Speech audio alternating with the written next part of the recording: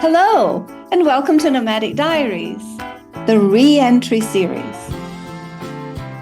I'm Doreen Cumberford, the host.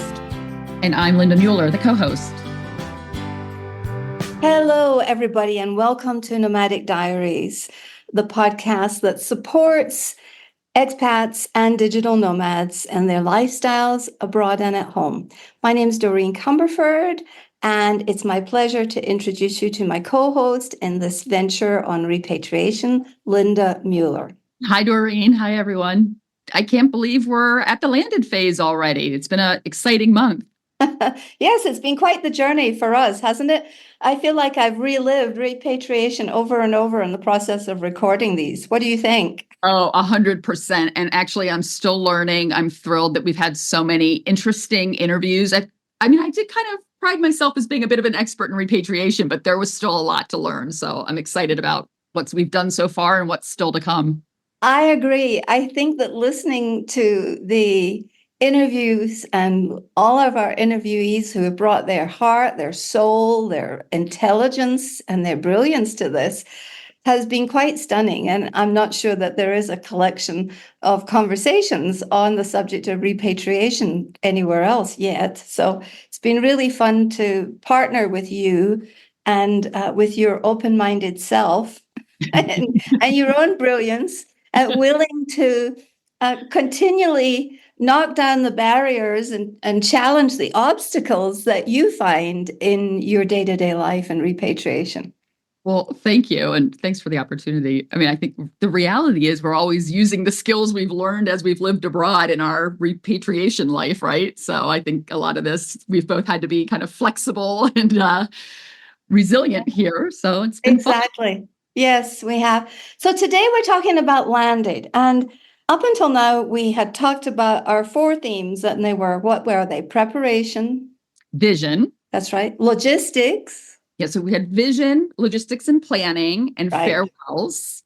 And now we're moving on to the part that most people think about when they think about repatriation, which is landing back in your passport country. And that landing includes not just the action of landing, but today we're talking about not exactly what you do immediately after you've landed, but what are you going to do with the rest of your life? Big question, eh? Right. Because there's a logistical part of landing, but that's what you're saying is that's not what we're going to really cover today. It's more of what's your vision for the landing phase of your repatriation. Exactly. And the mindset that you might consider bringing along with you. So we were going to talk about the bird's eye view, but then I had this moment when I said something about lily pad leaping the other day, and I looked into lily pad and sports psychology thinking. And one of the things they talked about was if you're a frog on a pond, and imagine yourself, you've landed on a particular lily pad, but you're trying to cross the pond. And there's some kind of a way or a path because there's other lily pads between you and the bank of the water. And they said, sometimes when we set up a big goal, like a lot of people say they want to feel settled. Well, to me, that's vague. Mm-hmm. Show me settled. Describe settled. And I think if we have a better idea or a sense of, what's next? That's what lily pad jumping is. In sports psychology, they use it for what's the next best idea? What's the next best action that I can take? What do you think about the lily pad idea?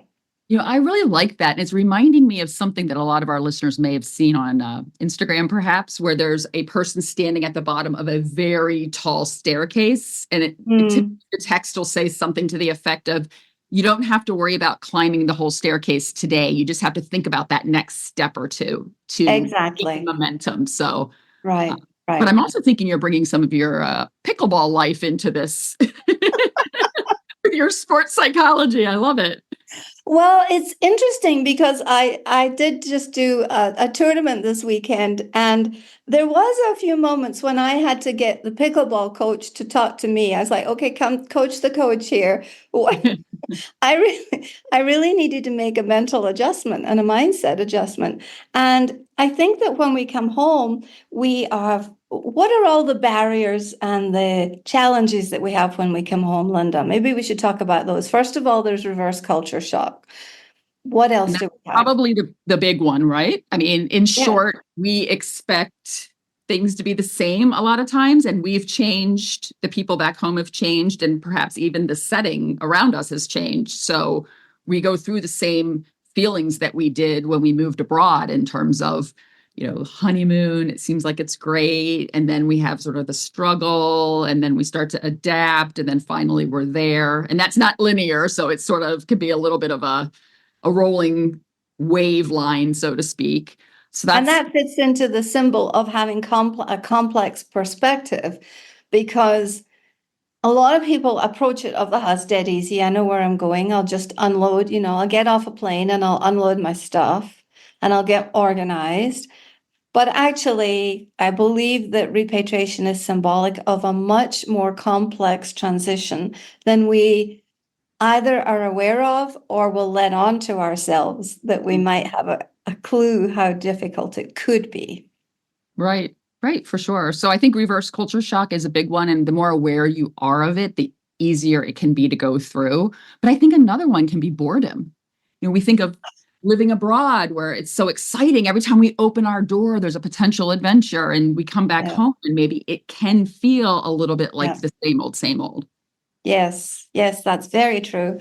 I think also the idea of identity. It's like you left as one person, but you actually are returning as a different person. Your senses have been affected, your taste, your touch, your smell, your sights, your hearing, everything has been affected. And you've used them all during your expatriation on an adventure. So they've been stimulated and exciting. And it's like you said, it's this fabulous journey. But then when we come home, maybe it's not so exciting. I'll give you an example. Last week or a few weeks ago, I was in Scotland, and there was a big repatriation for me because it was the first country that I ever left from. And it was the ultimate sort of repatriation to go back and visit. And I had not been there for a number of years. So I went out to the grocery store one day and I bought, this is confession day. Okay, Scotch breakfast has haggis, black pudding, fried tomatoes, fried bread, eggs. That might not be for everyone. No, potato scones and Lorne sausage, which is square sausage. And I went out and I bought the square sausage and the haggis and the black pudding and the potato scones. And then I kind of lined them up on the counter and took a picture. And I said, I can't believe I'm about to eat all this. And there were definite feelings that I needed to do this. And then after I'd done it, I went, oh, that's good. I don't need to do that for another year or two. Tick the box. But I think that when you come home, you have that experience of, oh, it's honeymoon. I'm really enjoying this. And what's next is, oh, well, that's what there is every day. Well, and I think, your point about you've changed, that also can impact your relationships back home because you're not coming back as the same person. And the people that you knew back, quote unquote, home, they've changed as well. Their lives have gone on. So that can really be a big challenge when people think they're going to go back and slot right back into the relationships. I think one thing to keep in mind is, people may think you're bragging if you're talking about your time abroad. So you have to think about how you want to position all of that. I'm kind of moving into solutions, but that is something that can happen as well. All of a sudden you start to realize that that's impacting your relationships because you just don't have the same experiences as the people that you're hanging out with. Yeah. And these lily pads, they're very liminal. They're floating. Uh-huh. They're near the land, but they're not on land. And when you think about relations, our relationships float, don't they? Mm-hmm. They change, they morph, they move quite frequently with relationship to where we are and where we physically find ourselves. But I think most often, in terms of maybe the stage of life, what if you left and when we left with a baby and we came back with a young adult going to university on the last tour that we did. Mhm. So all of a sudden, our own identities had changed while we were away. Mhm. And the people back home haven't necessarily gotten used to you and your new identity. And they may not relate to that. Not only do they not relate to your experiences, but they might not relate to who you are and what your situation in life is, that there might not be that resonance anymore. That's a So I think that's something to consider. What do you think? Well, and related to that is that these are the same people that perhaps, okay, I'm just going to say it. This is what happened to me. So if any of my Chicago friends are listening, I love you dearly. But this is what happened. We're abroad and we'd come back to visit and they would drop everything. Linda and family are here. Yes, Let's get together. And then I yes, moved back and they were like, oh, we're so happy you're back. I can see you again in a month because, right, schedules are busy and right. whatnot. So Yes, I think that's something else to keep in mind, that some of these that's one of the reasons why when we're repatriating, we often think like this is going to be great. We're going to slot right back in because of the way yeah, the relationships yeah. were when we were just visitors. And we are no longer a novelty. Right. We're And that, just the furniture. You move from being the exotic relatives, so living somewhere special who bring great gifts home, perhaps, to just being part of the furniture. right. And that's a great way to put it. Well, and at the same time that we're trying to figure out these relationships, we may be feeling reverse homesickness for the home that we left, grieving Absolutely. the home, the lifestyle, the people that we left behind. And that really brings us to the subject of grieving. I would say that we don't really recognize before we leave, before we repatriate, and during the repatriation, the grief process that we will possibly be entering into. I have to say that I think the grieving is much more potent than we most of us let on. I was with a company, my husband and I were with a company, a big company, and lots of people went there for some for decades. Some of them were there for 20 or 30 years. Oh, wow.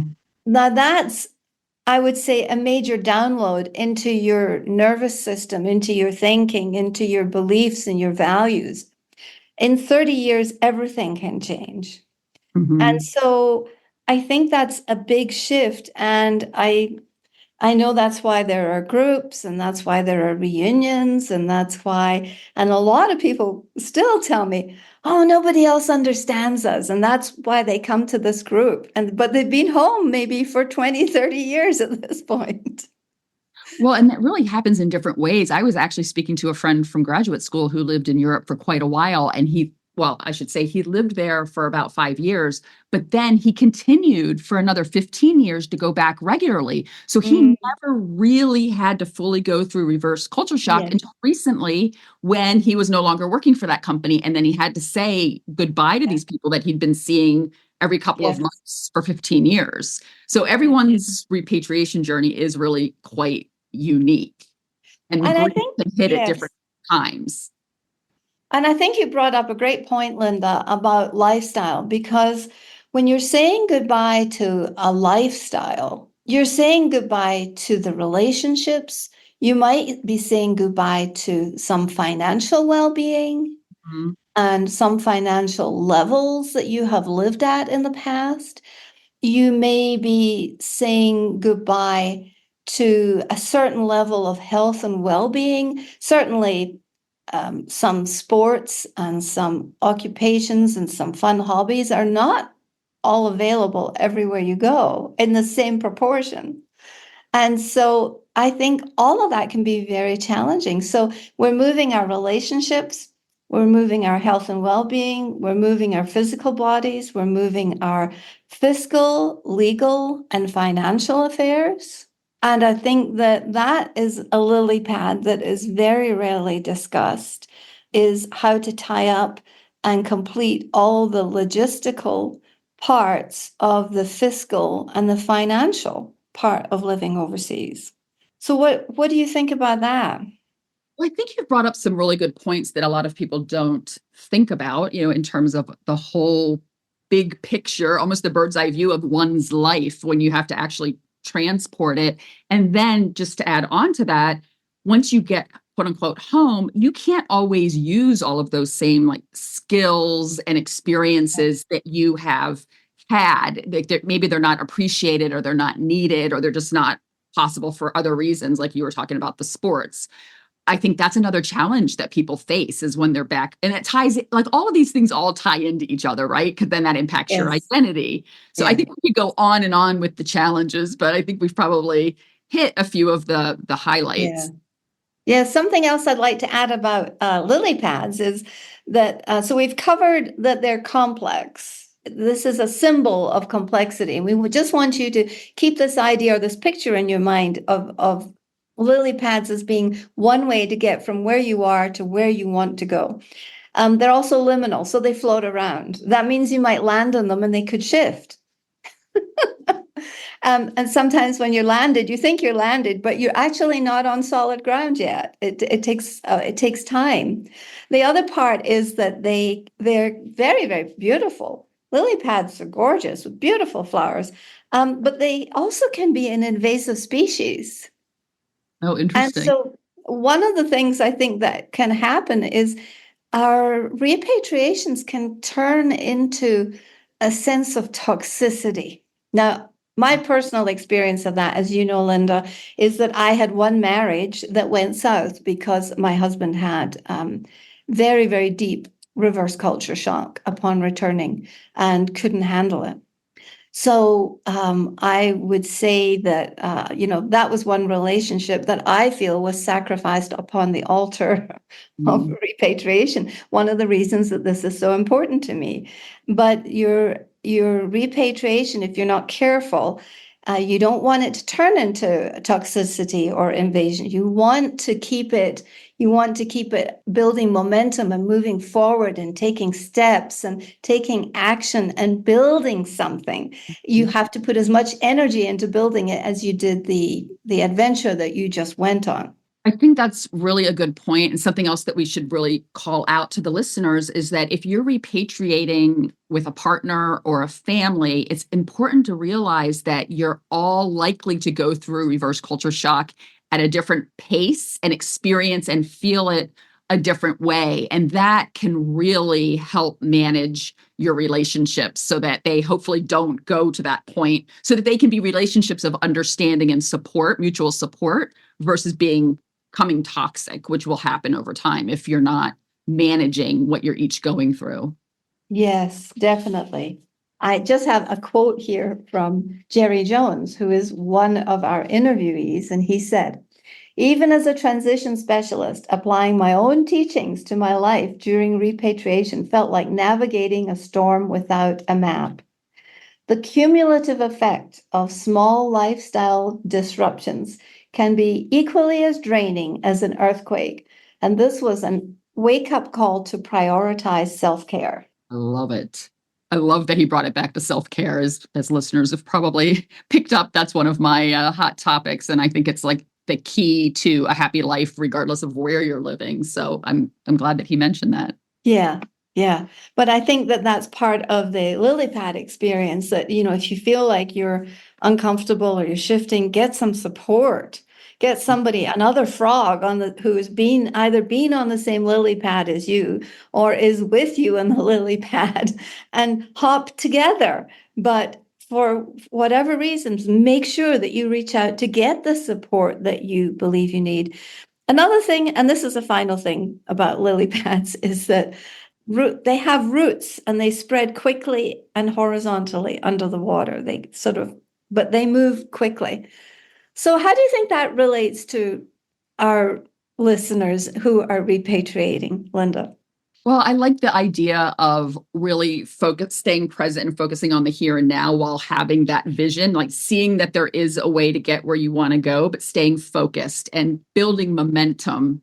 I like the point you made about asking for help. I also want to add that realize that you have to take care of yourself, like the self-care of setting boundaries and being kind to yourself. All of that is so important because even if you're worried about the people around you through this process, if you don't take care of yourself, then you can't support them. So I think all of this ties together really nicely. And I like that, Yeah. like, I'm visualizing the lily pads now. I like this. Oh, that's good.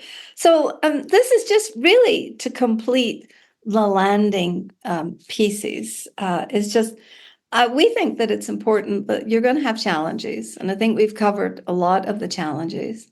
We've talked a little bit about some of the solutions, about treating it like a different chapter and being aware that you have changed, you have grown, you have adapted. Then I think we just need to talk about what is the one big next step for you to take as a listener.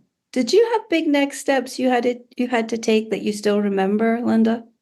Well, I think each time it's been a little different, and bringing up the whole everyone's on a unique journey. Our last repatriation, which I'm just about to start year 8, which is hard to believe after all of the relocations we've made. But we moved back, and my husband had quit his job and didn't have another one, so we didn't know how long we were staying where we are in Chicago, and we ended up staying. But I just wanted to bring that up because I think a lot of people, it's not black and white. Like sometimes you may relocate, but you don't, the lily pad is wobbly and you don't know what the future is going to hold.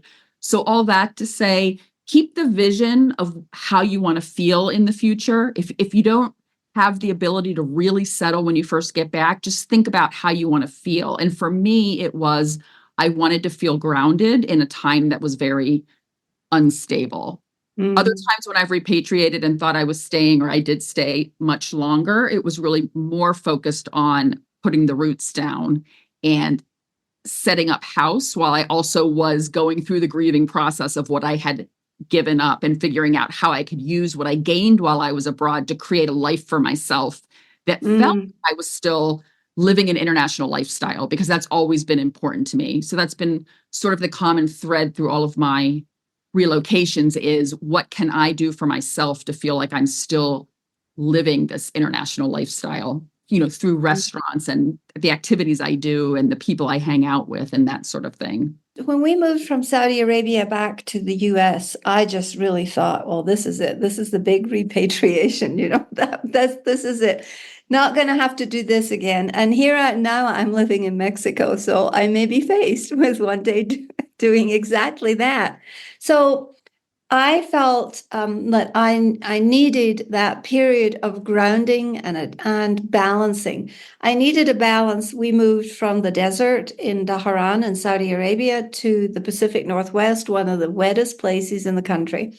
And what I did not understand in the process of that is that if the weather and the environmental change is so dramatic, that can have an effect on your repatriation, not only on your physical self and your well-being, but also on your mental health. And I discovered that I missed the sunshine. I mean, I suffered from SAD, and I really, really need the sunshine. Would never have imagined that 12 years later we would be moving to Mexico.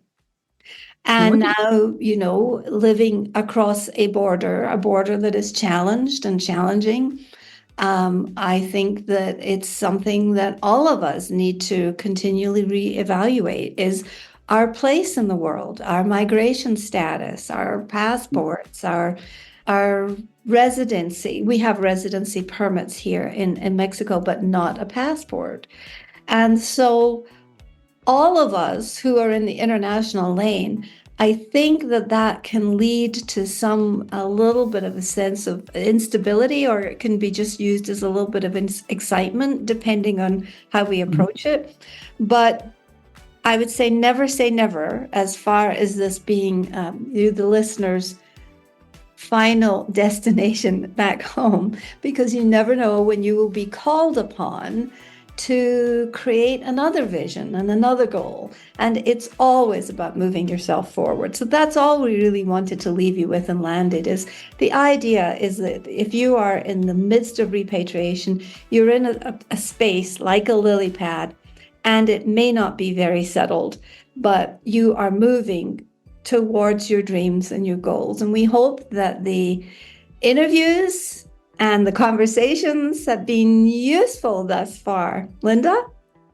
And let's carry on the conversation. We hope you will Yes. join us in the Reentry Rockstars Facebook group, where we have hundreds of other people that are interested in the topic. Some people have experience with repatriation. Some are viewing repatriation on the horizon and need support. So we can all go in there and support each other and share what we've learned. Because one thing that I've really taken away from all these interviews and the discussions is just that everyone has some healing that they can do through sharing their story and their experience. So I invite everyone to join Yes. on Facebook.